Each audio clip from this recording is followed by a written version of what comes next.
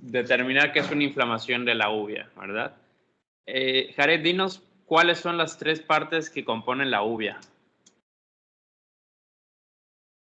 Los 3 tejidos.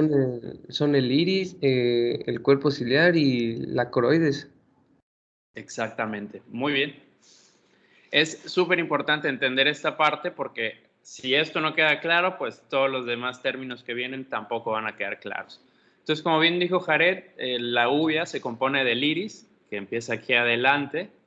El iris se continúa con el cuerpo ciliar. Recuerden, el cuerpo ciliar tiene su pars plana, que está aquí atrás, y su pars plicata, que es donde sirve de inserción para la célula del cristalino, ¿verdad? Y donde se produce el humor acuoso. Y por atrás, si continuamos este mismo tejido, ya se denomina coroides, ¿okay? Que después de la retina, este es el siguiente tejido, en la parte de atrás. Entonces, uveitis es inflamación de cualquiera de estas partes, que pueden ser por separado, pueden ser una o dos, o pueden ser todas, ¿okay? Y algo importante, en las uveitis, especialmente posteriores, o en las panuveitis, también se incluyen partes que no son coroides propiamente, pero que forman parte de todo ese complejo, que es la retina, la inflamación de los vasos de la retina y la inflamación del nervio óptico. Todos estos en conjunto pueden presentarse durante una uveitis posterior. Muy bien. A ver, Lisette Balam Solís, ¿estás por ahí? Alicia Lisette. Sí, doctora, aquí estoy. Buen día. Buen día. ¿Nos puedes ayudar a definir qué es una uveitis anterior?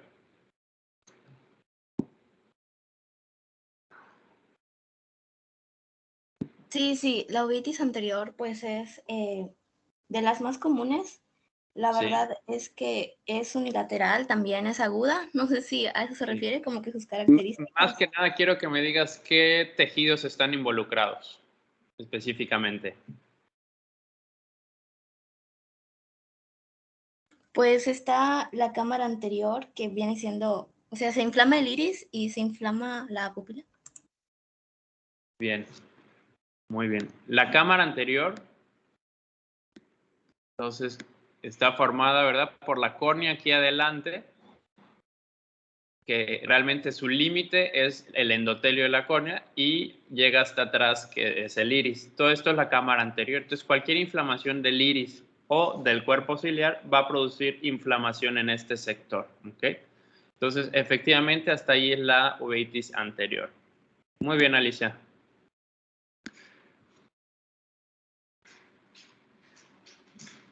¿Ok? Entonces, uveitis anterior es inflamación del iris, que se denomina iritis, o casi siempre está acompañado de inflamación del cuerpo ciliar, que es una iridociclitis. ¿Ok?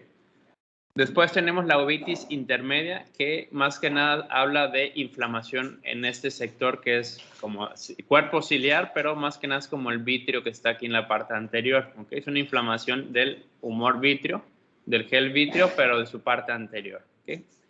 Y la uveitis posterior, esta ya se ve más como una inflamación, como su nombre lo dice, posterior, es decir, de la coroides, y acuérdense que puede incluir retina, que puede incluir nervio óptico, y etcétera. Y una panuveitis que, pues, como su nombre lo dice, por etimologías, es toda la uvea, desde adelante hasta la parte de atrás vamos a tener una inflamación. ¿Okay?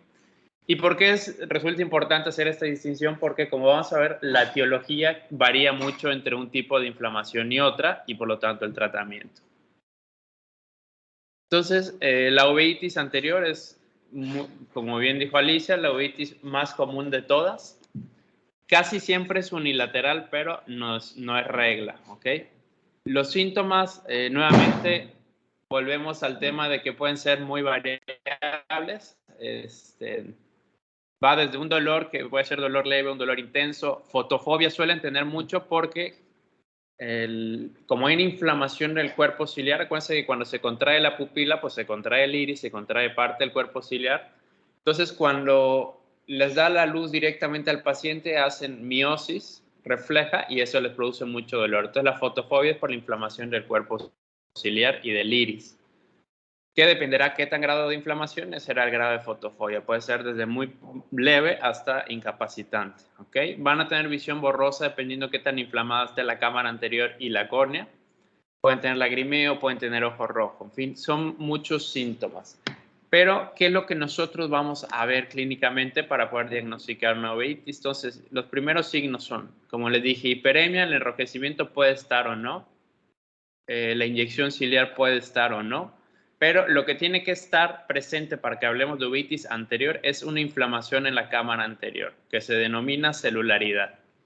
Entonces, si ven esta primera imagen, que la imagen superior es una foto tomada en una lámpara hendidura. Esta primera luz que se refleja acá es la superficie de la córnea y hasta acá llegaría al iris. Entonces, como ven aquí en el humor acuoso hay unos puntitos blancos que están flotando y literalmente así es como lo vemos en la lámpara hendidura. Eso se denomina celularidad. Literalmente estamos viendo células inflamatorias flotando libremente en el humor acuoso. Aquí se ve como si estuvieran estáticas porque es una foto, pero realmente cuando tú lo ves está en movimiento, ¿ok? Es un movimiento constante. Y pues hay desde celularidad leve hasta celularidad muy avanzada, que no me interesa tanto que ustedes sepan decirme si es celularidad una cruz o 3 cruces, realmente eso no es tan importante ahora, ¿ok? Podemos observar algunos problemas en la pupila, que ahorita vamos a hablar un poco más de eso.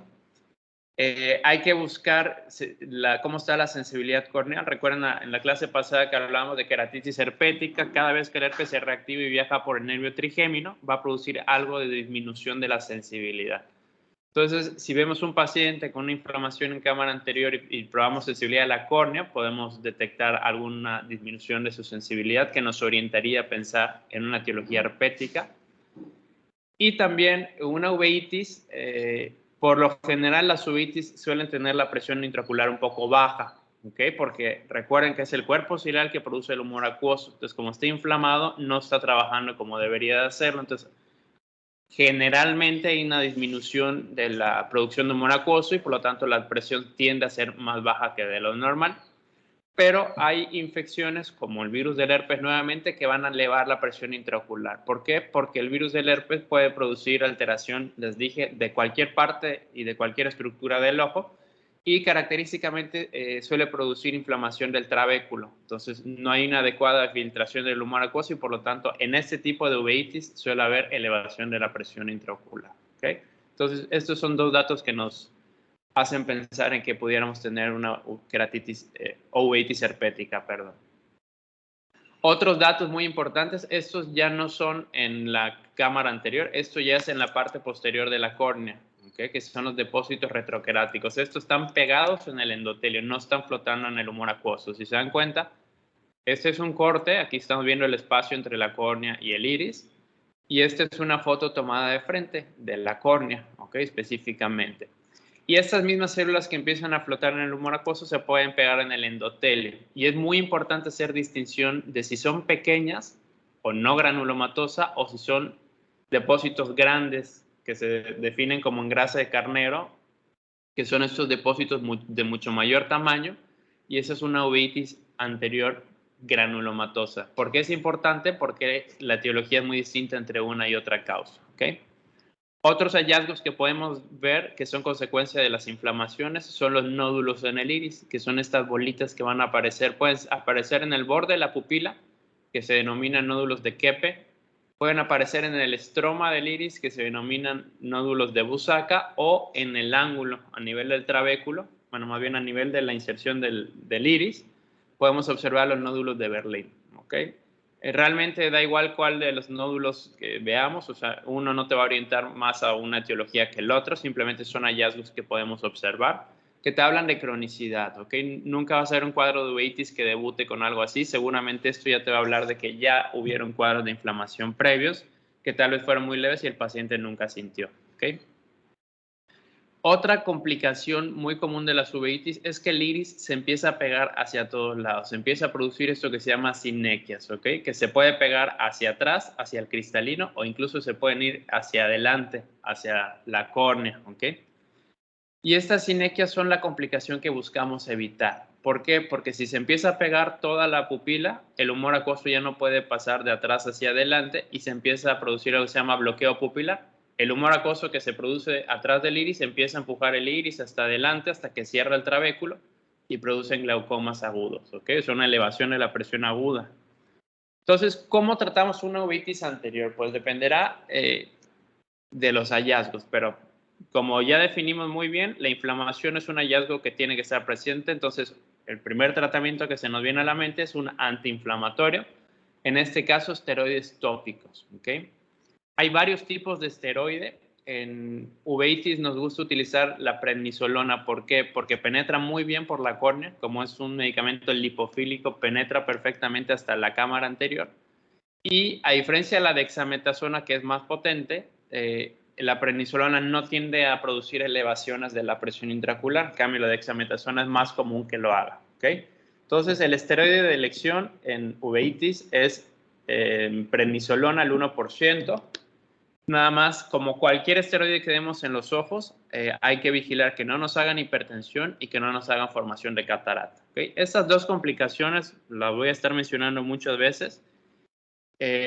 No son complicaciones que ocurran en el momento, ¿ok? No es que tú le des el tratamiento y a la semana ya tengas presiones intraoculares altas o que tengas catarata. Estas son complicaciones que se producen semanas después y que incluso se pueden presentar en cualquier aplicación de esteroide. No es exclusivo de esteroides tópicos. Aunque los tópicos son los que más lo producen, los esteroides inhalados, por ejemplo, en pacientes asmáticos, los esteroides vía oral, los esteroides sistémicos en general también pueden producir hipertensión y cataratas, ¿ok? Entonces, para los ojos es algo que tenemos que estar vigilando siempre que un paciente reciba esteroide y principalmente cuando es por tiempos prolongados. Cuando son tiempos cortos, realmente es rarísimo que ocurra alguna complicación, ¿ok? Si el paciente tiene mucha inflamación y tiene mucha fotofobia, podemos dar cicloplégicos, que son medicamentos que van a estar produciendo que la pupila se contraiga y se relaje, ¿ok? Para evitar que se pegue en un sitio, ¿ok? Entonces, generalmente tenemos a la mano la tropicamida, que es un cicloplégico de corta duración, aunque hay otros como la omatropina y la atropina, que duran mucho más tiempo dilatada la pupila, específicamente en la atropina, que dura de 1 a 3 semanas.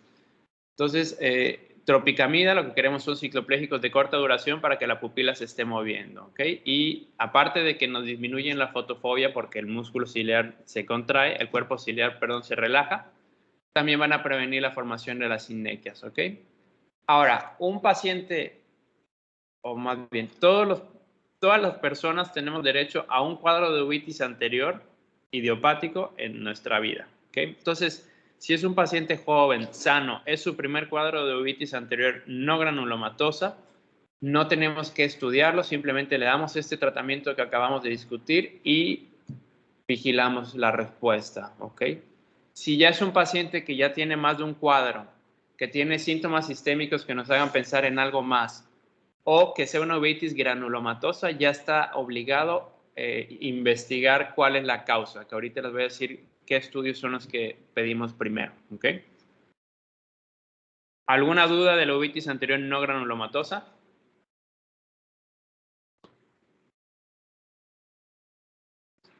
No, perfecto. Ok, vamos a seguir.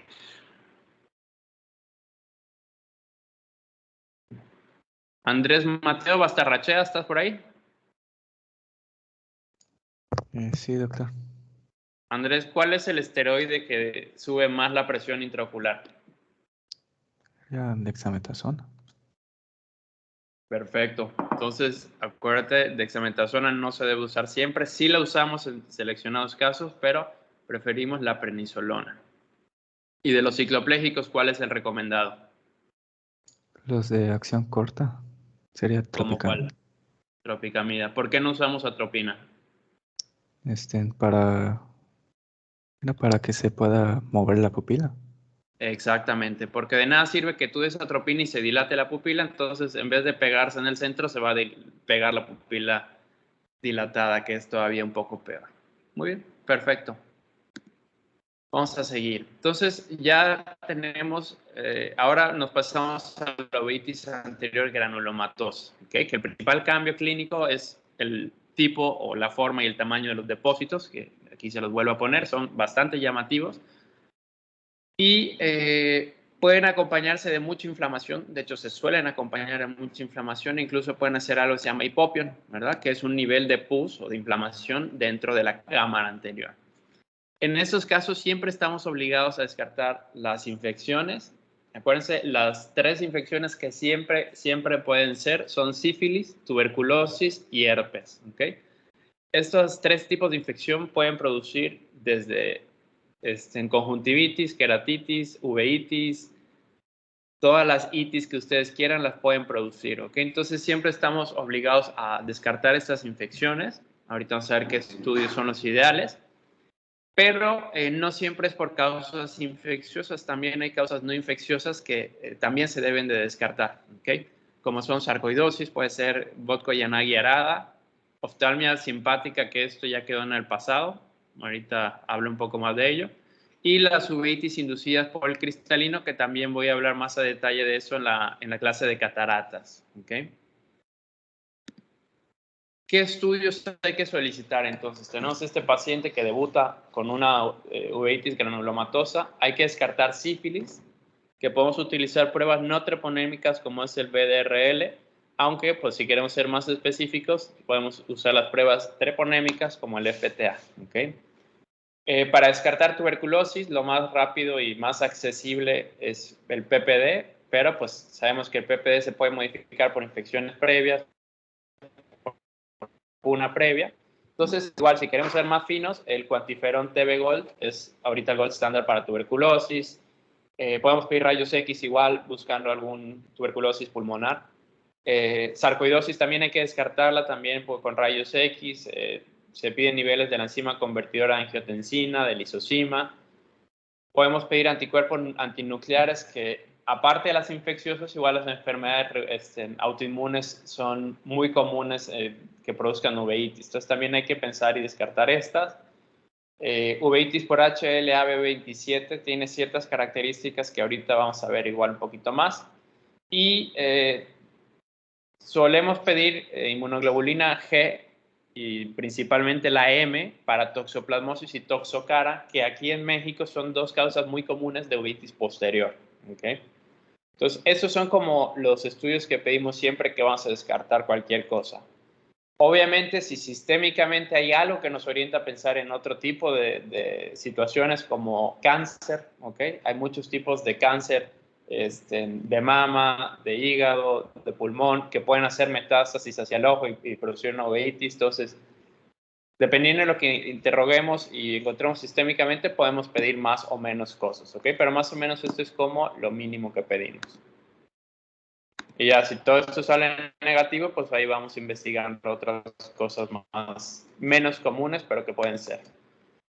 Ok, vamos a hablar seguimos con uveitis anterior, pero ahorita de la artritis juvenil idiopática. ¿Okay? Estos pacientes con, como les dije, las enfermedades autoinmunes son una causa importante de uveitis. Y de los pacientes que tienen artritis juvenil, hasta el 20% van a desarrollar uveitis en algún punto. Como la mayoría de las autoinmunes, más común en mujeres, desafortunadamente para las mujeres. Y la uveitis se va a detectar más o menos como a los 5 o 6 años del diagnóstico de una artritis, aunque a veces podemos diagnosticar primero la artritis con los hallazgos oftalmológicos. ¿Okay? ¿Qué datos vamos a encontrar en el ojo? Pues aparte de los que ya vimos, puede haber leucocoria. ¿Qué es leucocoria? Andrés Bojorquez Chu.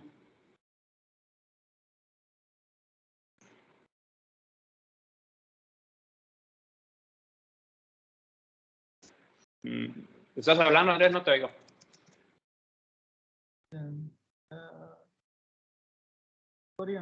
Parece como si estuvieras hablando, pero no te oigo. ¿Puedes hablar más fuerte? ¿Se me escucha? Ya, ahora sí. ¿Qué es la leucocoria? Cuando hay infiltración de leucocitos en la coroides. ¿Cuándo hay qué, perdón?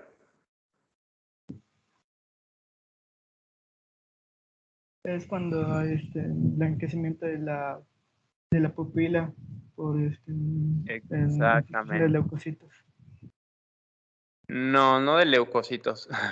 El término leucocoria es porque la pupila se pone blanca, ¿ok?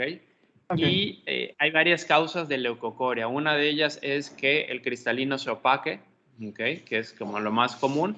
Pero hay otras causas de leucocoria que pueden ser retinoblastoma, ¿okay? Entonces, leucocoria es algo que siempre hay que estudiar y ver qué está pasando allá. Pero bueno, leucocoria es eso, pupila blanca, ¿ok? Es muy común cuando tú tomas una foto con flash, como el ojo que no tiene el problema se va a iluminar en rojo, la pupila, pero cuando hay leucocoria queda en blanco, ¿ok? Esto es una urgencia oftalmológica y se tiene que estudiar pronto. Aparte de la leucocoria y de todos los datos que ya vimos de una uveitis anterior, puede haber heterocromía. ¿Por qué? Porque el iris cada vez que se va inflamando va liberando pigmento y se produce atrofia. Entonces se puede ir aclarando el iris y por eso es heterocromía. Un iris va a estar de un color y el otro iris va a estar de otro color. ¿Okay? Puede haber anisocoria, distintos tamaños de pupila entre un ojo y el otro. O puede haber estrabismo, que cuando hay mala visión en pacientes, principalmente en pacientes pediátricos, un ojo se suele desviar. ¿Okay? Entonces, todos estos datos, si se presentan en pacientes muy jóvenes, hay que estudiar y descartar por qué. Y complicaciones que no son exclusivas de uveitis por artritis, sino en general de cualquier uveitis, son queratopatía en banda, que es esta inflamación en la córnea, que más que una inflamación, son depósitos de calcio que están en la superficie de la córnea, que empiezan aquí en la periferia y van avanzando hasta formar una banda. Por eso se llama queratopatía en banda. El problema es que se suelen producir aquí en el centro del ojo y pues tapan toda la pupila. ¿Okay? Hipertensión ocular puede ser secundaria al tratamiento que son los esteroides o puede ser secundaria a la misma uveitis que esté produciendo trabeculitis de repetición, glaucoma, que son hipertensiones que no tratamos a tiempo, y edema macular. ¿Okay? Todas estas son complicaciones de las uveitis que hay que estar vigilando. Y ahora vamos a cambiar un poco la etiología. Vamos a hablar de las uveitis por HLA-B27. ¿Okay? Esta es de las pocas enfermedades autoinmunes que no son más comunes en mujeres, de hecho son más frecuentes en hombres. ¿Okay? Es común que se encuentren entre hombres de 20 a 40 años y hay varias enfermedades relacionadas a HLA-B27 que pueden producir este tipo de uveitis. ¿Okay? Que son psoriasis, espondilitis anquilosante, enfermedades inflamatorias intestinal, que esto incluye enfermedad de Crohn y CUSI, y artritis reactiva. ¿Okay? Son una de las principales enfermedades que siempre hay que buscar.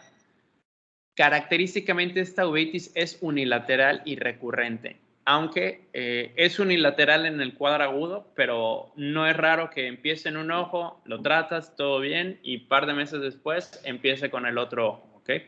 Entonces, que no se confunda, sí es unilateral, pero puede afectar los dos ojos, solo que en distintos momentos. ¿Okay? Su característica es que es recurrente. Y pues en general son uveitis no granulomatosas, pero pueden ser granulomatosas y siempre hay que interrogar pensando en todos los síntomas de estas enfermedades cuando tengamos hombres que tengan esta edad y que empiecen con uveitis unilaterales y recurrentes. ¿Okay? El tratamiento oftalmológico es el que ya vimos y pues el tratamiento sistémico dependerá por supuesto de la uveitis, de la enfermedad subyacente. Otra uveitis anterior que es muy poco frecuente, pero es muy característica y por eso se suele mencionar mucho en los libros, es la iridociclitis heterocrómica de Fuchs. ¿Qué quiere decir? Son cuadros de iridociclitis que van produciendo heterocromía, que eso ya lo mencionamos. ¿Okay? Entonces,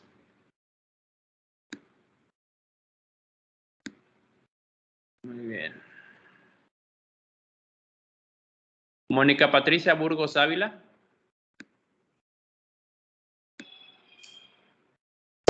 Sí, buenos días, doctor. Hola Mónica, buenos días. En estas dos fotos que les estoy mostrando, la foto A y la foto B, ¿tú cuál crees que sea el ojo que tiene la uveitis heterocrómica de Fuchs? Yo creo que es la A, Ok, ¿por qué lo dices? por el color del iris Ajá. y no sé, igual por la pupila, me imagino. La pupila y también como que el cristalino se ve un poquito medio opacón, ¿no? Sí. Entonces, esta es una heterocromía clásica. El ojo se va haciendo más claro. ¿Por qué? Porque se atrofia el iris y va liberando pigmento y se suele pues hacer un poco más clarito. Entonces, de repente es un paciente con ojo café y el otro le va quedando como verde. ¿Okay? Entonces, ese es como lo característico de esta uveitis. Ok. Muy bien. Mónica, gracias. Ricardo Tzul, Silva Haddad. Sí, buen día, doctor. Hola, Ricardo, buen día. En estos dos ojos que te pongo del mismo paciente, ¿cuál es el que tiene la idiosinclitis heterocrómica? El izquierdo. El izquierdo. ¿Este que estoy señalando? No, el otro. El otro. Sí. Ok. Es el derecho. Imagínate que estás viendo de frente al paciente. Ah, sí. ¿Y por qué lo dices? Porque presenta doble coloración en la periferia del inicio del iris. Y ya en los extremos, ya es como un color más azulado. Sí. Exacto. Esto es una heterocromía invertida, ¿no? ¿Por qué invertida? Yo ya les había dicho que el ojo oscuro se va haciendo más claro, pero cuando hay ojos claros, como este paciente que es de ojos azules, grises, conforme va viendo la atrofia, va llegando hasta atrás del el epitelio pigmentado del iris, está en su cara posterior. Entonces se va empezando a atrofiar todo el iris, todo el estroma, hasta que ya se expone la parte más posterior del iris, que es la más oscura, ¿ok? Entonces esto, la heterocromía pasa cuando el ojo es muy claro, va quedando oscuro. Entonces puede ser un poco confuso, pero creo que con estas imágenes queda bastante claro, ¿ok? Pero sí, siempre hay que buscar cuál iris no parece normal, ¿no? Y definitivamente este ojo con dos colores tan distintos no es normal. Muy perfecto. Entonces, esta enfermedad se suele presentar en tercera o cuarta década de vida. El paciente se va a quejar de cuadros repetitivos de ojo rojo, dolor y fotofobia leve. Y por lo general, cuando ya se quejan de visión borrosa es porque ya son varios cuadros, ¿ok? Suelen ser cuadros muy leves, que el paciente dice, pues se me puso un poco rojo, pero ni va a consulta ni nada porque la visión no molesta mucho, no hay dolor, ¿ok? El problema es que estos cuadros de repetición de inflamación pueden producir cuadros de presión alta, que no es tan común. Lo más común es que produzcan catarata, como les dije. El cristalino siempre, cuando hay una inflamación crónica en la cámara anterior, se va a producir una catarata, se va a quedar opaco. Y algo muy característico de la heterocromía de Fuchs es que los depósitos retroqueráticos son finos y en disposición estelar. ¿Qué quiere decir? Que están distribuidos en toda la superficie posterior de la córnea, ¿ok? Entonces, los depósitos retroqueráticos finos estelares, ¿no? Que asemejan las estrellas en el cielo, son muy característicos de la idiosinclitis heterocrómica de Fuchs. Y como les dije, las complicaciones son cataratas y glaucoma, ¿ok? No tenemos causa como tal, es una enfermedad idiopática y pues hay pacientes que hay que estar vigilando. Ante el mínimo síntoma tienen que consultar para darles el tratamiento apropiado y en cuanto desarrollen una catarata pues hay que tratarlos y si se les está subiendo la presión intraocular también hay que tratarlos, ¿ok? Pero generalmente el pronóstico no es tan malo en estas enfermedades. Las uveitis inducidas por el cristalino, estas son otra historia, que prefiero dejarlo para la clase de catarata, pero más o menos para que se les quede el concepto, el cristalino está siempre envuelto en su cápsula anterior, ¿ok? Cuando hay liberación de las proteínas, el cristalino está compuesto de muchísimas proteínas. Cuando se libera una, ya sea por un traumatismo que rompe la cápsula o por esas cataratas hipermaduras que se hacen liquefacción y empieza a haber filtrado de sus proteínas a la cámara anterior, van a hacer una uveitis como si hubiera un cuerpo extraño en el ojo, ¿ok? Es una uveitis muy inflamatoria. La cámara anterior suele quedar incluso blanca de tanta inflamación que hay. La presión suele ser muy alta, el paciente se va a quejar de mucho dolor. Un cristalino que ya esté filtrando proteínas se tiene que quitar, no hay de otra, ¿ok? Pero pues quédense con este concepto. Todas las proteínas del cristalino cuando se liberan producen inflamación. Entonces estas cataratas se tienen que retirar para que podamos nosotros pues revertir el cuadro, ¿ok? Entonces, el tratamiento que es quitar el cristalino, dar mucho esteroide por inflamación, midriáticos y generalmente hipotensores porque suelen tener presiones intraoculares muy altas. Hay varios tipos de uveitis inducida por el cristalino. que vamos a ver más a detalle en la clase de cristalino. Bien, aquí acabamos con las uveitis anteriores. ¿Alguna pregunta, comentario?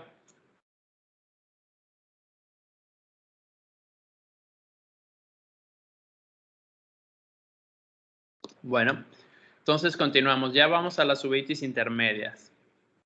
Es el segundo tipo más común de uveitis después de la uveitis anterior. Y pues básicamente, como les dije, es una inflamación del vitrio. ¿Okay? Aquí casi no suele haber inflamación ni de la retina, ni de los vasos, ni de la coroides. Es básicamente una inflamación del vitrio.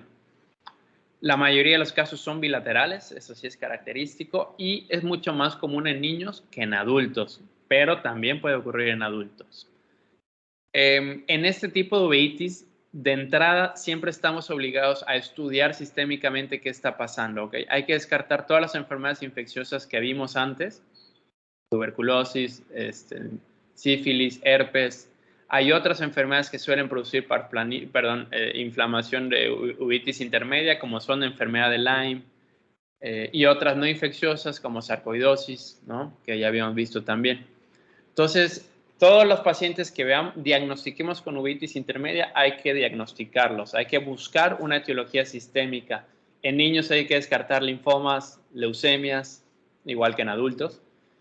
Si descartamos todo y nada más tenemos el cuadro inflamatorio en el ojo, entonces ya se denomina pars planitis, que pars planitis es un diagnóstico de exclusión. ¿Okay? Ya excluimos todas las causas posibles y ya lo podemos denominar pars planitis, que el 70% de los casos van a ser pars planitis, es decir, uveitis intermedias idiopáticas, que por más que estudiamos no encontramos una causa. ¿Qué síntomas van a experimentar estos pacientes? Miodesopsias, que son las famosas moscas flotantes, que lo que pasa es que se empiezan a hacer como estos copos de nieve en el vitrio, ¿okay? Que son como células inflamatorias que se van haciendo acúmulos y dan esta apariencia de copos de nieve. Estos, cuando la luz entra por la retina, pues produce sombras en la retina y el paciente lo experimenta como miodesopsias. Puede haber visión borrosa si hay inflamación de la mácula o una catarata, que también es muy común que las produzcan. Pueden tener dolor y pueden tener fotofobia, como las uveitis previas que ya habíamos visto. Doctor, disculpe. Sí. Las miodesopsias no eran no son normales. Muy buena pregunta. Ajá, porque, por ejemplo, a mí me pasa que si miro al cielo, veo un montón de esas cositas y pues creí que eran normales. Vamos a tener que estudiarte. No es cierto. La mayoría sí son normales. ¿Ok? O sea, es muy común. De hecho, es más común que presentarlas que no presentarlas. ¿Por qué pasa esto? Dentro del ojo, como bien saben, está el gel vítreo, que al nacer el gel vítreo es completamente un gel y es completamente transparente. ¿Okay? Con el tiempo, las proteínas van produciendo licuefacción. O sea, el gel vítreo va tendiendo de ser un gel sólido a ser un gel más líquido. ¿Okay? Y se van formando depósitos, igual blancos. Estos depósitos, cuando nosotros vemos, como dices, el cielo o cualquier fondo blanco muy iluminado, van a hacer sombra sobre la retina y tú lo vas a ver como, pues se describen como pelitos, como mosquitas, como arañitas, ¿no? O sea, tienen muchas formas. Y lo característico es que tú muevas el ojo y se muevan contigo, ¿no? Se mueven en el campo visual. Esto es súper común y es completamente normal. Pero es algo que no es incapacitante, que no perjudica a la vista y que simplemente es como algo curioso que vas a ver ocasionalmente, ¿sí? En estos pacientes ya te imaginarás cómo son las miodesopsias. Son muchísimas miodesopsias. Ellos las ven constantemente y eso ya es molesto para su vista. Entonces, miodesopsias en paciente joven, que son pocas que ha tenido ya desde hace tiempo, no hacemos nada. Si de repente te dice, ¿sabes qué? Veía 1 o 2 puntitos y ahorita estoy viendo 20, estoy viendo 30. Ah, eso ya es un dato de alarma. ¿Ok? De acuerdo, muchísimas gracias. Por nada. Buen comentario. Ok, seguimos con las uveitis intermedias. Cuando estos, bueno, déjeme hablar primero de cómo está la cámara anterior. En teoría es un ojo tranquilo, entre comillas. Si hay inflamación en cámara anterior va a ser muy poca, apenas es un poco de celularidad, ¿ok? Vamos a ver vitreitis, que es y células inflamatorias, así como se las mostré en el humor acuoso, también las podemos observar en el vitrio. Y característicamente tenemos los copos de nieve que cuando se juntan ya se denominan bancos de nieve, ¿ok? Pero es lo mismo, nada más que pues ya en mayor tamaño.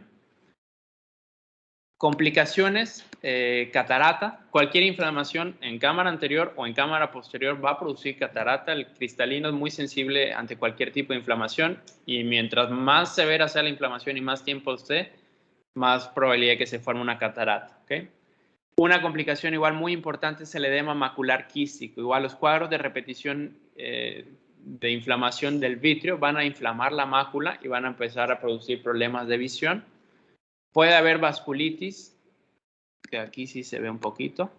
Vean cómo, digo, no es la foto más nítida, pero vean cómo está el vaso y se ve como si estuviera envuelto en una telita blanca. Por ahí tengo otras fotos más claras, pero eso se denomina vasculitis. Y en algunos tipos de uveitis puede haber neovascularización, ¿okay? Formación de nuevos vasos, que estos suelen ser de mala calidad, pueden sangrar y tenemos un gran problema, ¿okay?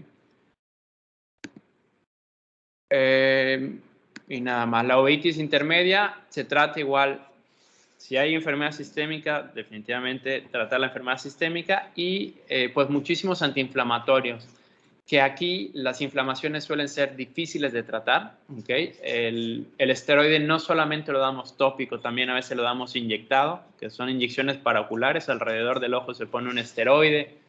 Incluso utilizamos esteroides de liberación prolongada intravitreos, o sea, inyectamos implantes que van liberando esteroide dentro del ojo. En fin, son muchas medidas que utilizamos, incluso nos vamos a medidas sistémicas, esteroides orales, esteroides intramusculares o en algunos casos intravenosos. Dependerá de la severidad del cuadro, pero pues básicamente el tratamiento es antiinflamatorio para prevenir principalmente estas dos complicaciones que son las más comunes, aunque estas dos pues suelen ser un poco peores tal vez. Y ya por último, bueno, no, por penúltimo son la uveitis posterior, ¿ok? La uveitis posterior, cuando puede estar asociada con enfermedad sistémica como la intermedia, como la posterior, ¿ok?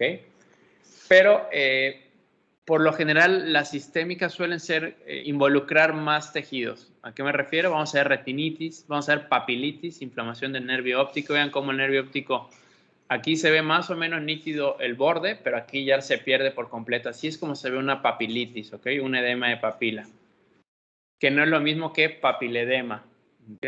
Este término, pues aquí vamos a hacer una pausa en la uveitis posterior. Edema de papila y papiledema no es lo mismo y esto les va a servir mucho pues en su vida de médicos.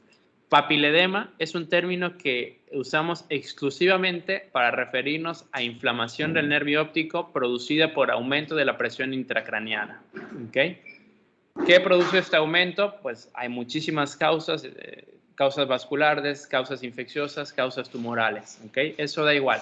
Pero cuando alguien dice papiledema es por una edema bilateral del nervio óptico secundario a aumento de la presión intracraneal, ¿ok? Y un edema de papila es una inflamación de la papila por cualquier causa distinta a la presión intracraneana, ¿ok? ¿Quedó claro? ¿Alguien tiene alguna duda de este concepto? Para que no lo digamos equivocadamente. Bien. Entonces, papiledema siempre bilateral. El edema de papila puede ser unilateral o puede ser bilateral dependiendo de la causa, ¿sí? Las uveitis posterior que predominan sobre la retina, la retinitis, suelen ser toxoplasmosis, sífilis y enfermedad de Behçet. Aunque cuando se acompañan de coroiditis también pueden ser otras como sarcoidosis, TB y BKH. La verdad es que es muy difícil solamente con ver la uveitis decir, ah, no, definitivamente es por sarcoidosis, ¿no? O por BKH. Es prácticamente imposible, pero son como algunos hallazgos que nos pueden orientar a pensar en una etiología o en otra, ¿ok? ¿Cuáles son los signos de la uveitis posterior? Celularidad vítrea, como ya les dije, igualita a la de la cámara anterior, pero en la cámara vítrea. Vasculitis, eso se ve mucho mejor que la foto previa. Vasculitis que se ven estas, como si el vaso estuviera envuelto en esta capa blanca, ¿ok? Es una vasculitis. Pueden haber sangrados, pueden haber cicatrices, como esto. Y en casos donde hay mucha inflamación de la retina, se producen desprendimientos de retina, ¿ok? Aumenta muchísimo el líquido y empieza a desprenderse la retina. Aquí, si siguen los vasos, vean cómo aquí se empieza a elevar, incluso ya se empieza a ver arrugada la retina, ¿ok? Eso se llama desprendimiento de retina seroso o exudativo. Y nada más, ¿ok? Entonces, estos son los signos de una uveitis posterior. Ahora, ¿qué produce una uveitis posterior? Pues la causa más común por mucho es la toxoplasmosis, ¿ok? Tanto en niños como en adultos. El responsable, pues, Toxoplasma gondii, y pueden ser desde lesiones adquiridas en el útero o posterior incluso por contaminación con gatos, que esto no es en la vida de los gatos siempre, por lo general es cuando son pequeños y es durante cierta etapa, o comidas contaminadas, pues son vías de contaminación por toxoplasma, ¿ok? Generalmente cuando son congénitas suelen tener cierta predilección por la mácula, que eso pues es un gran problema, pues la mácula saben bien que es la zona de la retina que nos permite enfocar y ver, tener una visión nítida y una visión fina. Entonces, el toxoplasma suele caracterizarse por esta cicatriz que tiene zonas hiperpigmentadas con zonas hipopigmentadas, ¿no? O sea, zonas más oscuras con zonas más claras. Suele ser redondo como en faro de niebla, lo dicen los libros. Y pues la congénita, como les digo, suele estar sobre la mácula y suele tener esta lesioncita satélite, ¿okay? Que este paciente, pues obviamente ve muy, muy mal y la verdad es que no hay mucho que ofrecer, desafortunadamente, para recuperar la vista, ¿okay? Los síntomas variarán dependiendo de la severidad de la inflamación. Casi siempre el principal síntoma es visión baja, visión borrosa. Entonces, los signos son las lesiones retinocoroideas que pueden estar en cualquier parte de la retina, aunque, de nuevo, la congénita tiene predilección por la mácula. Pueden haber vasculitis, puede haber vitreitis alrededor, pueden haber sangrados, puede haber elevación de la presión intraocular. El diagnóstico suele ser clínico, pero si hay duda, pues un IgM elevado de toxoplasma nos saca de la duda. Y cuando la enfermedad está en agudo, hay que dar antibióticos para tratar el toxoplasma, que por lo general son sistémicos, en vía ocular no llega también hasta la retina. Y si hay inflamación también de cámara anterior, pues esteroides y midriáticos tópicos, ¿ok? Este es un paciente completamente un cuadro frío. ¿Por qué es un cuadro frío? Porque se ve la cicatriz, pero no hay inflamación. Normalmente cuando se reactivan, que eso es importante, se pueden reactivar en cualquier momento de la vida, el paciente empeora más la vista. ¿Por qué? Porque cuando se reactivan va a haber una vitreitis muy intensa alrededor, que incluso a veces la lesión no se ve tanto porque el vítreo queda completamente opaco, ¿ok? Va a haber celularidad y pueden haber vasculitis y todo, datos que nos orienten que esté en agudo. Si este paciente, yo se los estoy presentando y les digo, tiene 10 años, tuvo toxoplasmosis congénita, su visión es malísima, ¿qué le vamos a hacer? Pues si no hay una inflamación en este momento, no hay mucho que ofrecer, ¿ok? Si nosotros viéramos datos de actividad, pues ya le damos todo el tratamiento sistémico. Otra causa menos común, pero que también puede ocurrir, es la histoplasmosis, ¿ok? Que esta es muy común cuando, bueno, no es muy común, pero generalmente ocurre en el contexto de pacientes que vigilan, que estuvieran en alguna caverna expuestos a las heces de los murciélagos, ¿no? Principalmente afectan coroides, no tanto retina, y se caracteriza por estas lesiones en sacabocado, perdón, que son despigmentadas con el borde, despigmentadas en el centro con el borde pigmentado, ¿ok? Aunque no es regla. Y son muchísimas lesiones. Todas estas bolitas son cicatrices en la coroides, ¿ok? Como ven acá. ¿Cuál es el problema de estos? Que empieza a haber zonas de isquemia en la retina y empiezan a producir neovasos, que los neovasos casi siempre también van sobre la mácula. Esto es muy fácil de entender porque la mácula pues, es la zona de mayor metabolismo de toda la retina, que es la zona que está en mayor trabajo porque es la zona que mejor ve. Entonces, cuando hay neovasos, suelen producirse a nivel de la mácula y a nivel del nervio óptico. Y el problema de estos neovasos es que sangran y pueden producir sangrados por detrás de la retina, por dentro de la retina o hacia la cavidad vítrea, que son las complicaciones que buscamos evitar, ¿okay? Otro dato importante de la cistoplasmosis es esta atrofia peripapilar. Aquí, como ven, se ve el nervio óptico y aquí está zona de atrofia, como pareciera como una cicatriz más de las lesioncitas. ¿Ok? Y nada más. Esto es lo característico de histoplasmosis. Otra causa de uveitis posterior es la toxocariasis, que es por Toxocara cati o Toxocara canis, que es una larva migratoria que pues produce esta reacción inflamatoria tal cual. Lo que ustedes están viendo acá es el cuerpo tratando de frenar la larva. O sea, literalmente se hace una inflamación, una reacción inflamatoria tremenda alrededor de donde esté pues, el microorganismo. Suele ser unilateral, ¿no? Es difícil que una larva llegue al ojo, pero pues puede ocurrir, y cuando llega aquí atrás es una inflamación espantosa. Entonces las larvas se quedan en la retina, se mueren y se inflama muchísimo alrededor. Obviamente los síntomas dependerán de en qué sector. Si la larva hubiera estado aquí arriba, por ejemplo, y no en la mácula, pues la visión no sería tan mala, pero aquí que está en toda la mácula, pues la visión es tremendamente mala. Ok, producen estos reacciones que se llaman granulomas, ¿okay? Que son esta reacción inflamatoria, como un nódulo de inflamación alrededor de la larva, que puede ser en el polo posterior, que puede ser en la periferia, o incluso el toxocariasis puede producir cuadros de endoftalmitis crónica, que igual más adelante tendremos nuestra clase de endoftalmitis, donde hablaremos otra vez de esto un poquito.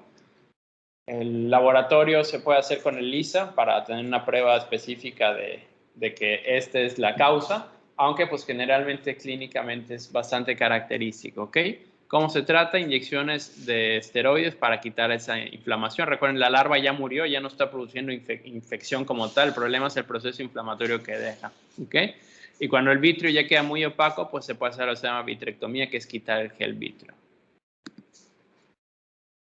Otro tipo de uveitis, que estas sí son muy devastadoras para el ojo, son las asociadas a VIH, y más que VIH, como bien saben, es a SIDA, ¿verdad? Cuando ya hay un inmunocompromiso sistémico importante. Un paciente con VIH que no tiene inmunocompromiso, que está bien controlado, no va a tener mayor problema. Pero cuando hay inmunocompromiso, hay infecciones oportunistas, como en cualquier parte del cuerpo, en los ojos no es excepción, ¿okay? Entonces, uno de los principales y de mal pronóstico, citomegalovirus, ¿okay? Produce unas uveitis posteriores espantosas. Aquí les muestro un ejemplo. Esta es una retinitis por citomegalovirus antes y después del tratamiento con ganciclovir. Entonces vean cómo aquí hizo una retinitis con todos estos sangrados, estos son exudados, todo lo amarillo. Aquí hay vasculitis, hay inflamación del nervio óptico, inflamación de la mácula, o sea, inflamó todo, ¿ok? Y después del tratamiento, pues vean cómo quedan algunas cicatrices, pero el ojo en general ya se ve mejor. Aquí la fobia se ve bastante bien. El nervio óptico nuevamente ya se ve redondito, sus bordes bien definidos. Entonces, ese fue un paciente que respondió muy bien al tratamiento, aunque déjenme decirles que en general les va muy mal. Okay. Hay otros virus, no solamente el citomegalovirus, herpes igual es muy oportunista, tanto herpes zóster como herpes simple, y producen necrosis de la retina. Esto blanco que ven aquí es porque ya están produciendo una necrosis que eventualmente la retina se termina muriendo y desprendiendo, y pues prácticamente quedan ciegos, ¿ok? Algo característico de estas infecciones uveitis posterior es que como el paciente no tiene un sistema inmune adecuado, la respuesta inflamatoria tanto en cámara anterior como a nivel intermedio y posterior, o sea, el vitrio casi no está inflamado como uno esperaría, ¿no? Ya prácticamente la infección produciendo necrosis en toda la retina, pero el cuerpo ya no responde, entonces ya no produce inflamación. Eso es muy característico de estas infecciones. A pesar de que la retina se nos está muriendo, el ojo está relativamente tranquilo, ¿ok? Hay otros tipos de infecciones que también pueden producirse e incluso linfoma, ¿ok? Y cáncer en general siempre puede producir metástasis a coroides. Y ya por último, ahora sí, para finalizar, vamos a hablar de la panuveitis, que esto es una inflamación tanto en el segmento anterior del ojo como en el segmento posterior. Siempre pensar en infecciones, las tres que ya se saben de memoria, también en causas no infecciosas. Y pues aquí hay varias otras enfermedades que pueden producir una panoveitis. O sea, la panoveitis hay que estudiarla ya. ¿Ok? Les quiero hablar un poquito de la oftalmia simpática. Ya les había mencionado que esta oftalmia simpática ya es prácticamente algo del pasado. ¿Qué es esto? Antes, cuando, por ejemplo, había un traumatismo en un ojo, el otro ojo producía una uveitis inflamatoria espantosa, que muchas veces era peor la uveitis que se producía en el otro ojo que el traumatismo en el ojo afectado. ¿Okay? Esto ya no ocurre por toda la variedad de antiinflamatorios de esteroides que tenemos disponibles. ¿Okay? Entonces, cuando hay un ojo con mucha inflamación, nosotros le damos esteroide y ya no se produce ni un otro problema en el otro ojo, ¿okay? Que era la oftalmia simpática. Que lo digo, antes de que hubieran esteroides, sí era muy común. Ahorita la verdad es que yo solo he leído sobre ella, nunca he visto un solo caso, pero pues sepan que existe y que puede producir. Es una de las múltiples causas de panuveitis. ¿Okay? Y pues nuevamente el tratamiento irá orientado en la causa específica y dependiendo de qué tanta inflamación, qué tanta hipertensión ocular haya, en fin, ya el tratamiento es dirigido a los problemas que estemos viendo. Y listo, con esto terminamos la clase de panuveitis. ¿Alguien tiene alguna pregunta, comentario, duda?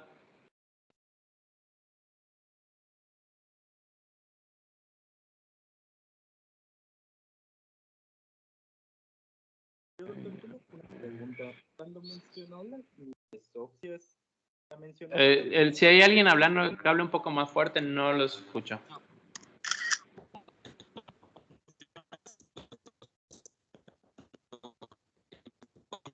Juan José, no te escucho bien. ¿Puedes hablar un poco más fuerte? Sí, doctor. Ahora. Eran las miodesopsias. Eran los Sí. depósitos en el cuerpo vítreo y también mencionó que así se le llamaba a los acúmulos de células inflamatorias, ¿o solo es uno u otro? No. Vamos a aclararlo. Miodesopsias es el síntoma, ¿ok? Miodesopsias es el término cuando el paciente te dice, veo mosquitos flotantes en mi campo visual, punto. Hay varias causas de miodesopsias y una de ellas es los copos de nieve o la inflamación del vitrio, ¿sí? Pero las miodesopsias se pueden producir por los mismos cambios fisiológicos del vitrio a lo largo de los años, pueden producirse por sangrados, ¿okay? Cuando hay sangraditos leves, cualquier cosa que produzca una sombra sobre la retina va a producir una miodesopsia.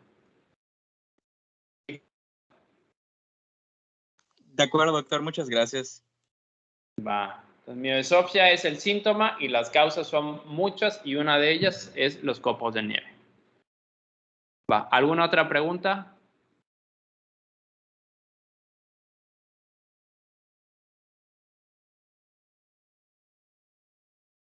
Vamos a ver. Enrique. Ok. Alguien faltó el día de hoy, no sé quién, ahorita checo la lista. Muy bien, pues. Muy bien la clase. Hoy sí estudiaron. Muy bien, qué bueno. Eso me motiva a que el examen no esté tan difícil. Bien, vamos, la siguiente clase, que es el próximo jueves, vamos a hablar de glaucoma. ¿Ok? Que glaucoma igual hay muchísimo de qué hablar, en muchos tipos, pero pues es importante que estudien bien el nervio óptico, el humor acuoso, cómo se produce, cómo se filtra, para que me entiendan bien, porque la parte de medicamentos yo la digo muy rápido, muy resumida y muy en lo que está, porque pues ya me la sé de memoria, pero si ustedes no entienden bien cómo funciona la producción y el drenaje del humor acuoso, no van a entender nada de lo que diga, ¿sale? Entonces les encargo eso, estudien bien todo lo de la fisiología del humor acuoso, cómo se produce y cómo se drena específicamente, y pues del nervio óptico. ¿Algún comentario más?